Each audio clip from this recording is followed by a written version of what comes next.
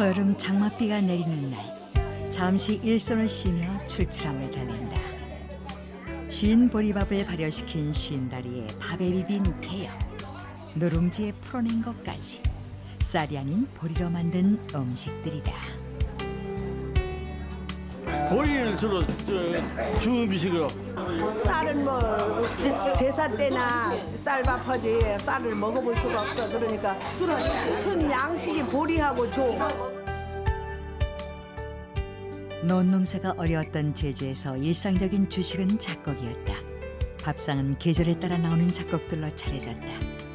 제주 사람들은 무엇을 어떻게 먹고 살았을까? 그 소박한 밥상을 들여다보자.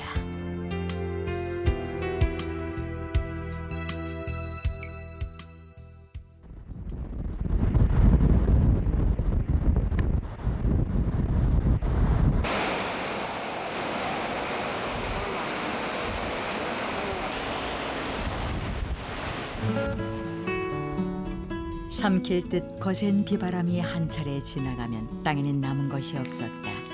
돌멩이만 지천으로 널렸다. 바람 많고 척박한 섬 제주.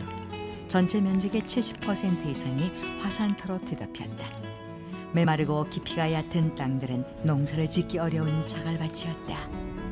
오죽했으면 제주도의 밭가리는 생선에서 뼈를 발라내는 것과 같다고 했을까. 17세기 초 제주어 살아왔던 김상원은 흙이 두어치 속으로만 들어가도 모두 바위와 돌이어서 밭을 깊이 갈 수 없다고 기록할 정도였다. 제주는 척박함을 타고난 땅이었다. 아무리 어려워도 농사를 포기할 수는 없었다. 먹고 살기 위해 제주 사람들은 몇 배의 고된 노동을 해야만 했다.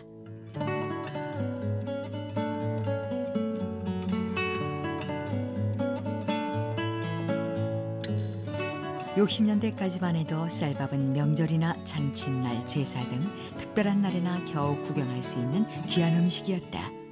제주 사람들은 쌀밥을 곤밥이라고 부르며 귀한 음식으로 여겼고 이웃과 나눠 먹기도 했다.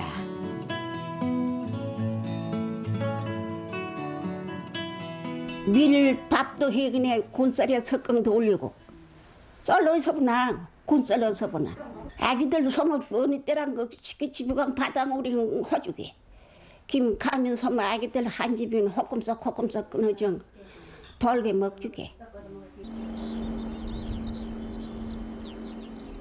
논농사 대신 제주 사람들은 밭농사를 지었다. 저여름까지는 보리농사가 이루어졌다. 보리를 수확한 후 가을에는 조를 중심으로 산디, 메밀, 콩 등 다양한 밭농사가 쥐어작물이었다. 그나마도 태풍 피해 없이 농사가 잘 돼야 한 해 동안 겨우 먹고 살 곡식을 수확할 수 있었다. 사람의 힘으로는 어쩔 수 없는 자연 환경. 척박한 땅의 농사는 한계가 있었다.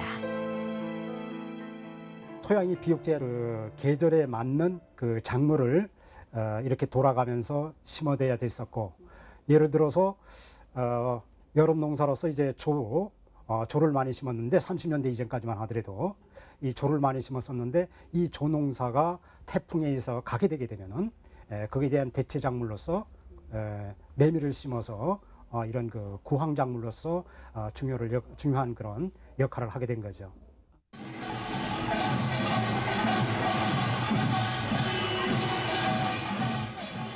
(2월) 초 제주 사람들은 입춘굿놀이를 하면서 농사의 풍년을 기원했다. 입춘을 즈음해 한 해 농사가 시작됐다.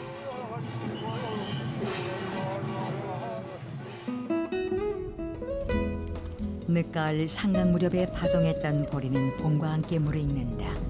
실한 알곡을 얻기 위해 제주 사람들은 보리밭을 밟았고 돼지거름을 주었다. 척박한 땅에서 알차게 수확하기 위해선 반드시 필요한 과정이었다. 보리 수확은 망종을 전후해 이루어진다. 그동안 곡식은 떨어지고 보리가 나오기만 기다리며 보릿고개를 넘길 때다.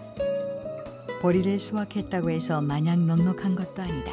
1년 내에 보리밥만 먹을 수 있어도 부잣집으로 여겼다. 고구마를 섞고 감자밥을 지어서 양을 불려 먹었다. 보리에 쌀을 조금 섞은 반지기 밥은 60년대 이후에나 먹었던 음식이었다. 부잣집이면은 보리밥 비싸. 보리밥이야. 보리밥에 희린좁쌀인가 혹시 알건가 몰라. 찬좁쌀, 차좁쌀, 까만좁쌀, 그게 희린좁쌀이라거든. 여기선 그거 약간 섞어서 일하는 장소에 갖다 주면은 부잣집이고. 보리 이글 4일 못 처막으네. 밭디강 이제 누리롱 흔들로 비어당. 경형 이제 그거 껍데기 난방해서 찢고 또 그 겉보리로 이제 개역도 해역 먹고 그걸로 주로 양석을 삼아. 보리밥마저 배불리 먹기는 힘들었다. 아끼고 절약하는 정신은 식생활에서도 일상적으로 적용됐다. 양을 늘리고 한 톨의 보리라도 아끼기 위한 다양한 요리법들을 개발했다. 보리가루를 발효시켜 보리빵을 만들고 쌀로 만든 미숫가루가 아닌 보리를 볶은 개역을 먹었다. 알뜰 발효식품 50다리는 쉬어가는 보리밥마저 버릴 수 없어 만든 음식이었다. 이 여름철에 보리가 많이 유행되는데 그 제례 때 또는 뭐 이 부조 음식을 할 때 보리가루에다가 술을 넣어가지고 탁배기를 넣어서 발효시키고 그래서 이것을 떡으로 찐빵으로 만들어서 요즘에 보리찐빵이라고 그러죠. 예전에는 그 상회떡이라고 했습니다만 이 상회떡을 만들어서 그 부조하는 그런 풍속이 예전부터 이렇게 전해오고 있었습니다. 제주에서 벼농사는 거의 짓지 못했다. 대신 밭에서 키우는 벼인 산들을 재배했지만 산들을 키울 밭마저도 많지 않았다. 게다가 산들은 부지런하지 않으면 경작할 수 없다고 할 만큼 까다로운 농사였다. 다른 농사는 겨울에는 보리를 갈고 여름에는 조를 갈아서 식용으로 쓰는데 산도는 조보다 딴 농사보다 훨씬 일찍 해야 돼요. 그 자라는 속도가 느리기 때문에. 그러니까 이제 다시 말하면 산뒤 갈 밭에는 산뒤 농사를 지을 밭에는 다시 말하면 겨울 농사를 하지 않았다가 그랬다가 아주 이른 봄에 밭을 갈아가지고 이제 그 산뒤 농사를 하기 때문에 우선 딴 농사보다 같은 밭이라도 수입이 반밖에 안 나는 것이고. 산들은 밭에 벽실을 팔어 뿌린다. 그 파종법이나 김매기 등 다른 농사에 비해 어려움이 많지만 쌀이 나지 않는 제주에선 한톨이 아쉬운 곡식이었다. 산뒤 농사 지어가지고 이제 애기들 먹으면 이제 시골 때도 먹고 이제 늙신 부모님네도 돌아가시면 이제 계일 지서도 하고 경이지. 우리 일반에 먹는 거는 보리밥 하는데 우틀에 조금 이렇게 흩어가 그래가 먹고 깨주기. 어려운 경작법과 경제성이 떨어졌던 제주 산디는 생산량이 많지 않았다. 보리와 조 등 작곡의 산디를 조금 섞으면 그야말로 고급스러운 밥으로 생각했다. 쌀이 귀했던 시절 산디는 제주 사람들에겐 쌀태 제작물이었다.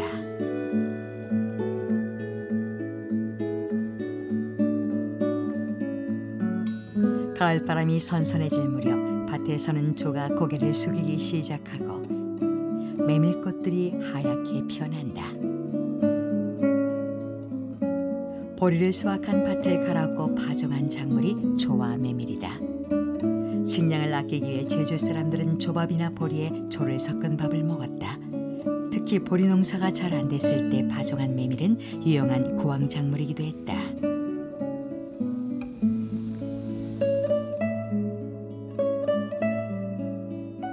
기나긴 겨울을 지내는데 조와 메밀은 없어서는 안 될 소중한 곡식이었다. 특히 제주 사람들은 메밀을 두고 버릴 게 없는 작물이라 했다. 메밀가루를 이용해 죽은 물론이고 다양한 방법으로 음식을 만들어 먹었다. 아주 흉년일 때는 메밀대를 삶아 먹으며 허기를 면했다.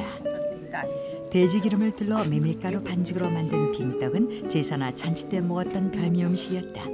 메밀전에 물을 넣어 만들었는데 담백하고 고소한 맛이 일품이다.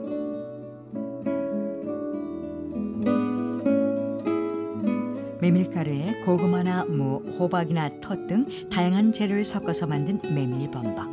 대표적인 구황 음식으로 영양면에서도 모자람이 없었던 지혜로운 음식이다. 추운 겨울 메밀조배기도 밥을 대신에 허기를 채워주었다. 메밀가루는 뜨거운 물에 타면 바로 먹을 수 있어 아이를 낳은 산모들이 피를 삭히기 위해 먹기도 했다.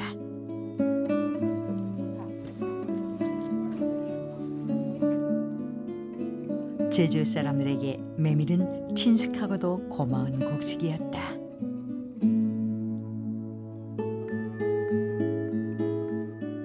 겨울에 이제 멈국을 끓인다고 그러면은 거기는 메밀가루를 풀어놓거든요. 그러니까 모든 이제 그 겨울국 같은데 이제 풀어놓는 데는 메밀을 했다고 하는 걸 보면은 계절적인 것을 거스르지 않고 계절에 나는 재료를 이용했다는 것을 볼 수가 있는데, 그러다 보니까 메밀 농사가 많아져서 그걸 또 이용해 가지고 떡도 해 먹고 범벅도 해 먹고 또 저배기도 해 먹고 뭐 여러 가지를 그 이제 해 먹었다는 것을 들 수가 있죠. 척박한 바람의 땅. 제주 사람들은 끊임없는 노동으로 삶을 위한 소중한 곡식을 얻었다. 귀하고 부족했던 곡식을 아끼기 위해 만들었던 범벅과 쉰다리와 개역. 지혜로운 그 음식 문화 속에 고난과 역경을 이겨낸 제주 사람들의 삶의 참맛이 살아있다.